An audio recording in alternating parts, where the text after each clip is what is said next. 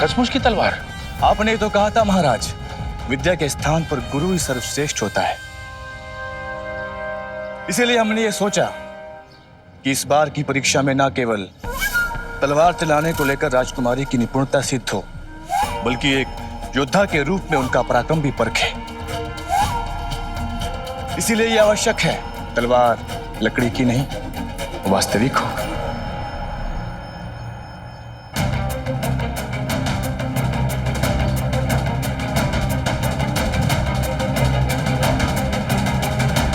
आप इसकी अनुमति कैसे दे सकते हैं राजन?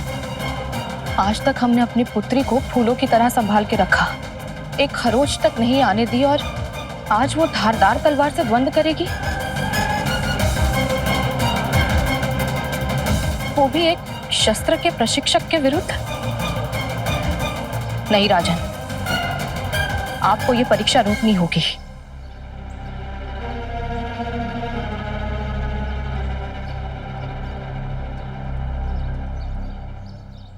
नहीं महारानी,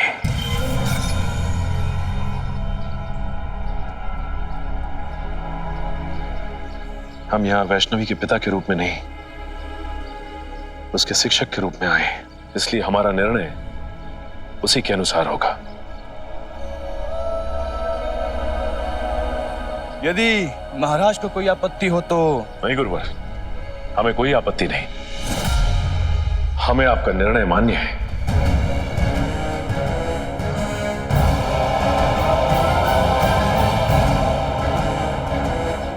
असली तलवार से ही परीक्षा हो।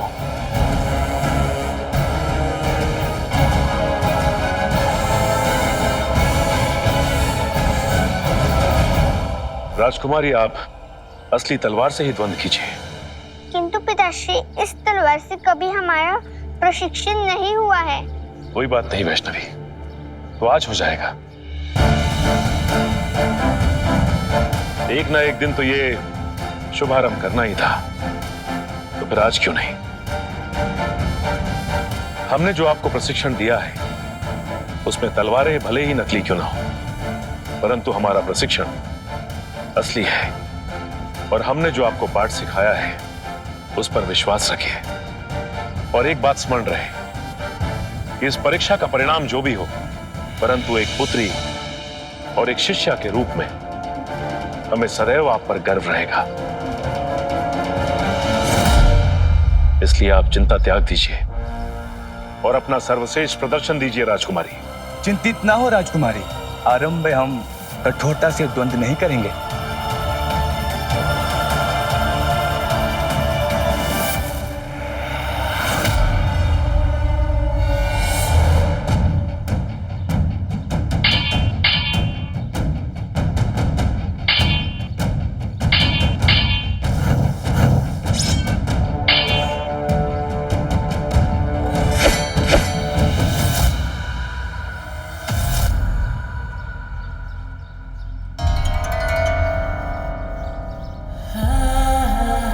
राजकुमारी, प्रहार।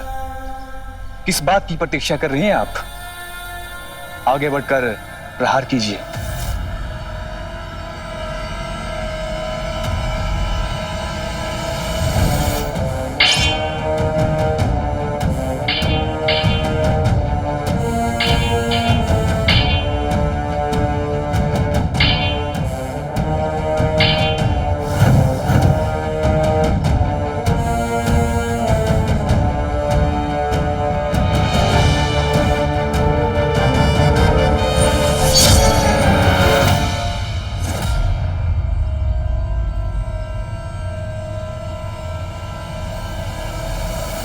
नारायण, ये क्या?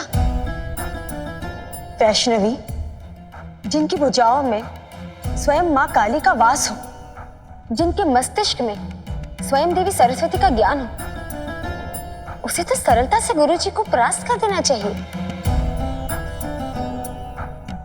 जो हठ और अहंकार के वशीभूत होकर मात्र अपनी श्रेष्ठता को सिद्ध करने के लिए वैष्णवी की परीक्षा असली तलवार से ले रहा है। वैष्णवी को यह प्रतिस्पर्धा उत्तीर्ण करने में कठिनाइयां क्यों आ रही है? हमने महाराज रत्नाकर को वैष्णवी को प्रशिक्षण देते देखा है, और वह जितनी उत्कृष्ट गुरु है, वैष्णवी उतनी ही उत्कृष्ट शिष्या है। परंतु इस क्षण जो हम यहाँ साक्ष्य कर रहे हैं, उसमें उस ज्ञान और प्रशिक्षण की कोई झलक नहीं दिख रही है।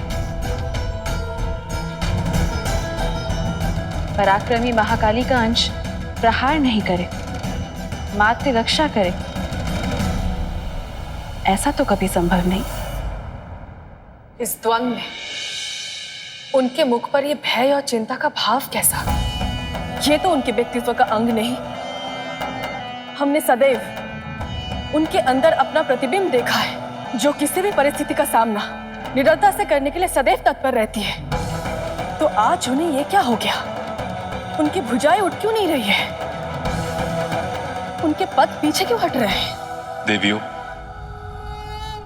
आप लोगों की चिंता उचित है,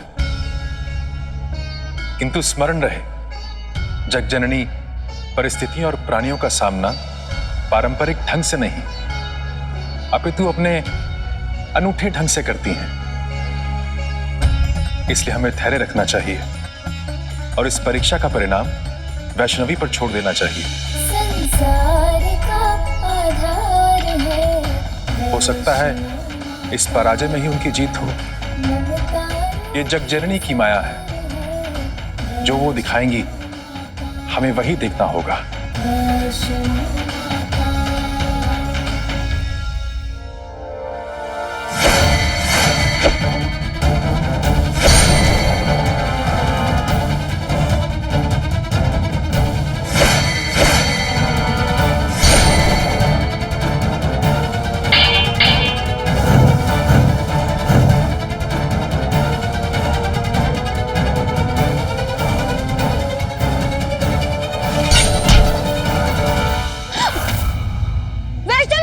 वैष्णवी पुत्री,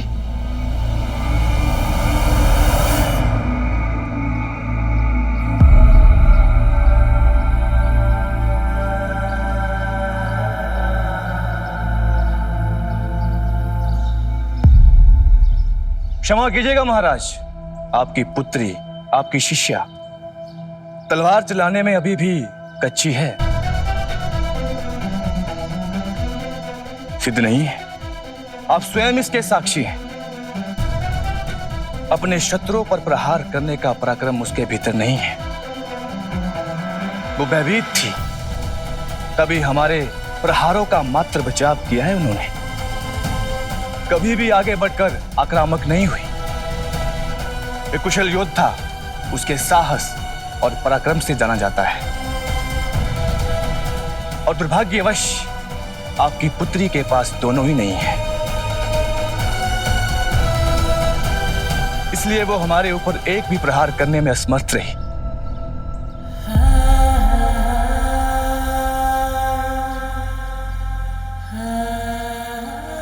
गुरुवर, यदि आपको आपत्ति ना हो तो परीक्षा का दूसरा चरण भी पूर्ण होने दीजिए, परंतु इस बार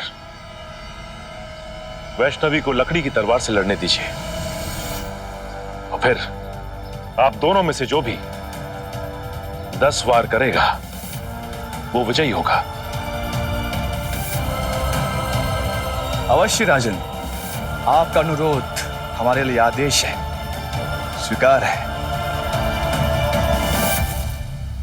ये क्या है नारायण? हमारी समझ में नहीं आ रहा। महाराजा रत्नाकर के इस अनुरोध के पीछे उनकी मंशा क्या है? देवी, वो इसलिए क्योंकि गुरु समझ गए हैं कि उनकी शिष्या प्रथम बार में अनुत्तीर्ण क्यों रही, क्यों पराजित हुई। आपका तात्पर्य क्या है देवी? शीघ्र ही आपको ज्ञात हो जाएगा देवी। सृष्टि स्थिति विनाशनम शक्ति भूते सनातनी गुणश्रये गुणमये नारायणी नमोस्तुते।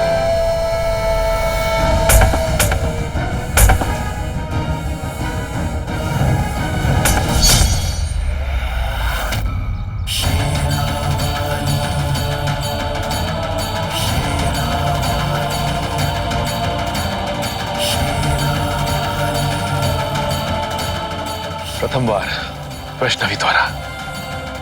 उत्तम, अति उत्तम वैष्णवी।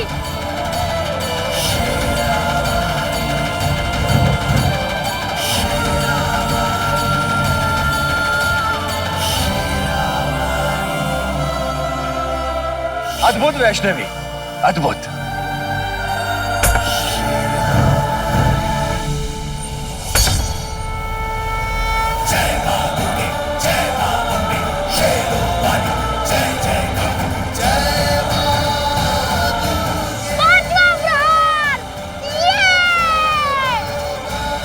शांत चंद्र,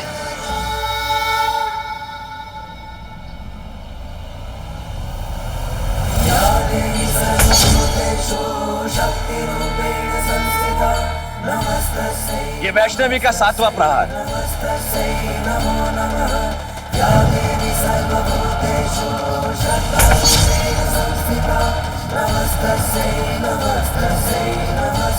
एक और प्रहार वैष्णवी, कस के प्रहार करना।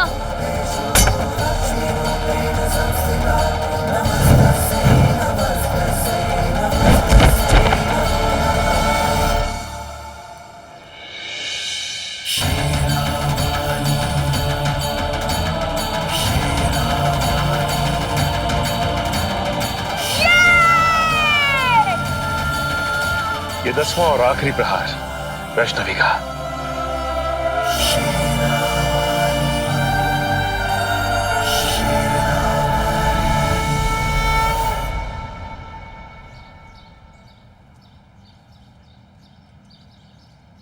सत्य कहा था गुरुवर आपने कि वैष्णवी द्वंद करते समय सचमुच की तलवार से भयभीत हो रही थी, परंतु वो इसलिए भयभीत नहीं हो रही थी कि उसे अपने घायल होने का भय था। उसे भय था कि कहीं अपनी तलवार से वो आपको चोट ना पहुंचा दे। वैष्णवी भवानी माँ के हाथों में जग की डोर, माँ के ही संकेत पे हो दिन। इसलिए हमारी वैष्णवी ने द्वंद करते समय आपके ऊपर एक भी प्रहार नहीं किया, क्योंकि हमारी वैष्णवी किसी को आहत और कष्ट पहुंचाना नहीं चाहती। ऐसी है हमारी वैष्णवी। है माँ की महिमा, अंत है गाथा गौरव गरिमा। अंततः वैष्णवी ने यह सिद्ध कर दिया कि उसकी भुजाओं में देवी महाकाली का बल और उसके मस्तिष्क में देवी सरस्वती का ज्ञान है। नारायण, आप भूल रहे हैं, वैष्णवी की एक तीसरी माँ भी है। कदापि नहीं भूल सकता। उनकी चंचलता, चपलता, भोलापन सब आप ही की तो देन है।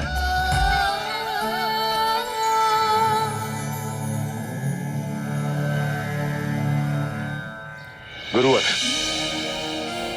साहस से भी बड़ा एक गुण होता है, एक शस्त्र होता है जो बड़े बड़े योद्धाओं में भी सदैव नहीं पाया जाता, और वो है करुणा।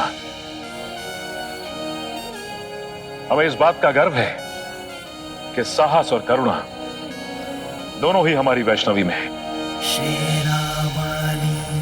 यदि कभी वैष्णवी को अस्त्र शस्त्र के साथ युद्ध भूमि में उतरना पड़ा तो हमें पूर्ण विश्वास है कि वो साहस और करुणा दोनों के संतुलन का परिचय देगी हमारी वैष्णवी।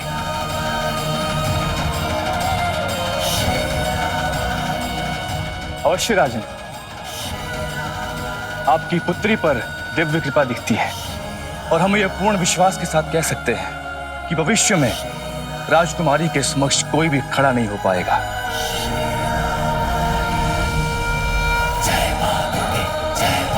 और अगर इसका श्रेय किसी को जाएगा तो वो आप है राजन, इनके गुरु, इनके प्रशिक्षक।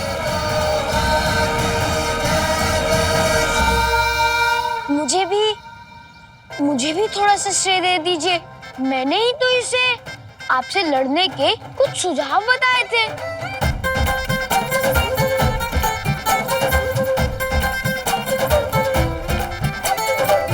वो सभी कल तुम हमें युद्ध अभ्यास के समय दिखाना।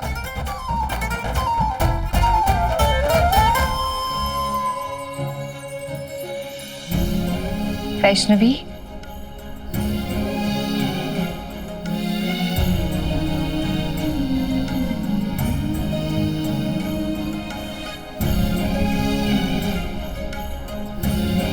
तुमने तो हमें भयभीत ही कर दिया पुत्री।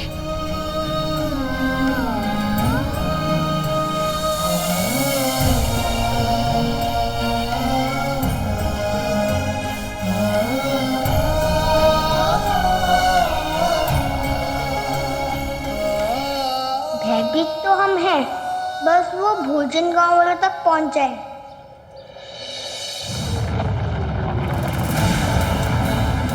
प्रसन्न हो जा इंद्र, सूर्यास्त हो चुका है। अब तुझे तेरे सारे प्रश्नों के उत्तर मिल जाएंगे।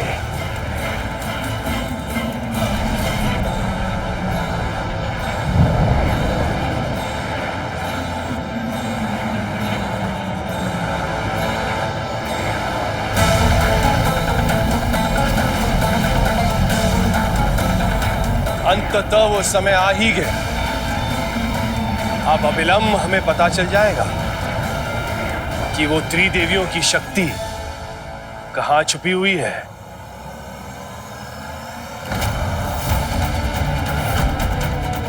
मूर, तेरी बुद्धिमत्ता पर विश्वास था मुझे। असाध्य को साध्य करने का गुण है तुझमें। प्रतीत होता है कि इस विजय के बाद तेरे और मेरे मध्य एक अजय अटल मैत्री का जन्म होगा। निस्संदेह है।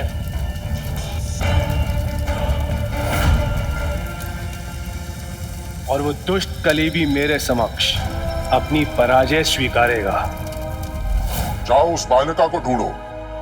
अगर ढूंढ लिया तो मैं तुम्हारा प्रभुत्व स्वीकार कर लूंगा, और यदि ना ढूंढ पाए तो तुम्हें मेरे समक्ष आकर अपनी पराजय स्वीकार करनी होगी। और तब हम देखेंगे किसका कितना है प्रभुत्व और किसका कितना है वर्चस्व। कली काल है, अज्ञात का ज्ञात है। अब देखेगा कली की देवराज इंद्र को कम आंकना उसकी कितनी बड़ी त्रुटि थी। दिखाऊंगा उसको कि तीनों लोकों में मुझसे श्रेष्ठ कोई और नहीं। मेरे वर्चस्व के सामने किसी और का कोई अस्तित्व नहीं।